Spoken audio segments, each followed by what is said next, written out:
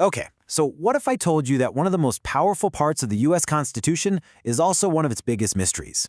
Today, we are diving deep into the Ninth Amendment, a single, kind of cryptic sentence that has become the battleground for some of the biggest legal fights in all of American history.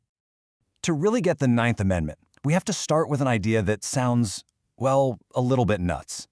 It's a question the founders were absolutely obsessed with. What if listing your rights was actually the most dangerous thing you could possibly do? And look, this wasn't just some dusty academic debate. This was the central fight over the entire future of the nation. It pitted two really powerful groups against each other. You had the Federalists, who were championing the new Constitution, and then you had the Anti-Federalists, who were honestly terrified it would just create a new kind of tyranny. So, the Federalists, they saw a Bill of Rights as a trap. Their logic was pretty simple. If you write down a list of things the government can't do, you're basically implying it has the power to do everything else that's not on the list. But the Anti-Federalists, they saw it as a shield. For them, it was the only thing standing between regular people and a government with way too much power. It was an absolute deal breaker. And Alexander Hamilton just put it perfectly here. He's basically saying, hey, why would we write a rule telling the government it can't control the press when we never even gave it the power to do that in the first place? It's kind of like telling your dog not to drive your car. You're just putting ideas in its head. So you've got this massive standoff. How in the world do you solve a problem like this? Well, enter James Madison. Now, he was a Federalist, but he really understood the Anti-Federalist fears, and he came up with an absolutely brilliant way to thread the needle. What's so interesting is that Madison himself admitted the Federalist argument had real weight. He called their big fear, that listing some rights would endanger all the unlisted ones, one of the most plausible arguments he had ever heard. He knew he had to get this exactly right. And this was his solution. Just 21 words that would literally change everything. You can think of the Ninth Amendment as a kind of surgical strike, designed to neutralize the exact danger that Hamilton was so worried about. It's what's called a rule of construction, which is basically an instruction manual for the future. It says, hey, you see this list of rights we just wrote down? Yeah, that's a starting point, not the finish line. Don't you dare think these are the only rights people have.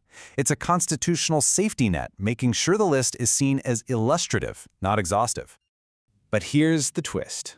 This is where the story gets really, really interesting.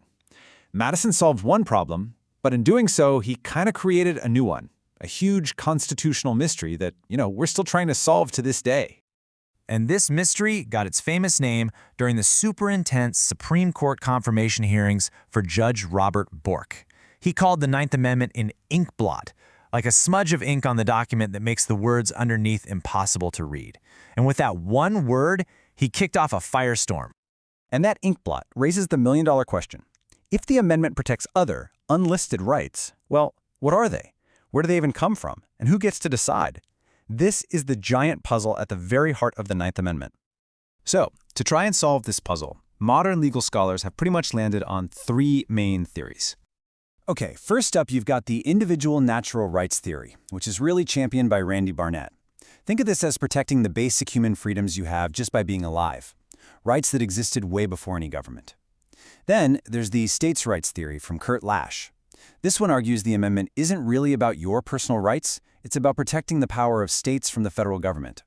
And finally, there's this really fascinating idea from Louis Michael Seidman. He calls it the unresolved argument. His theory is that the amendment is a brilliant trick. It was designed to be a question that every single generation has to answer for itself.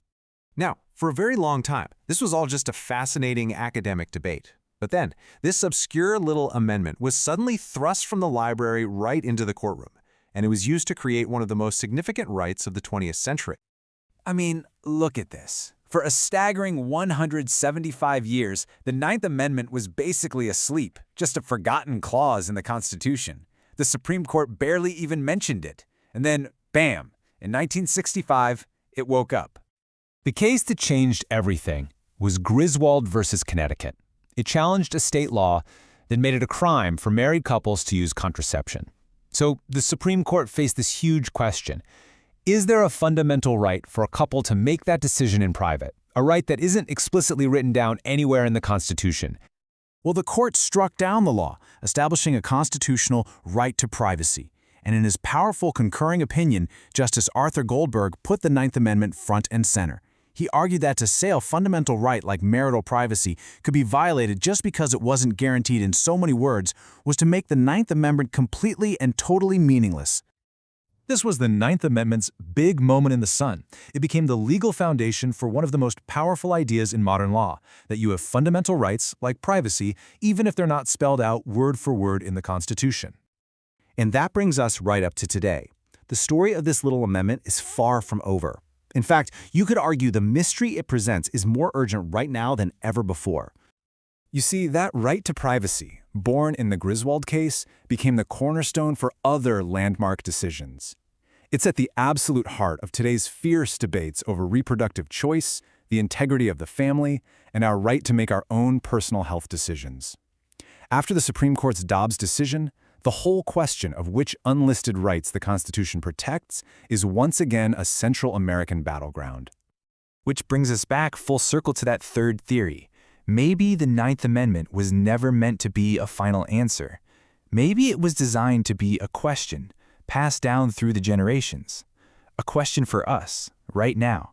What fundamental rights do we believe are essential today? The Ninth Amendment doesn't tell us what to think. It asks us to decide.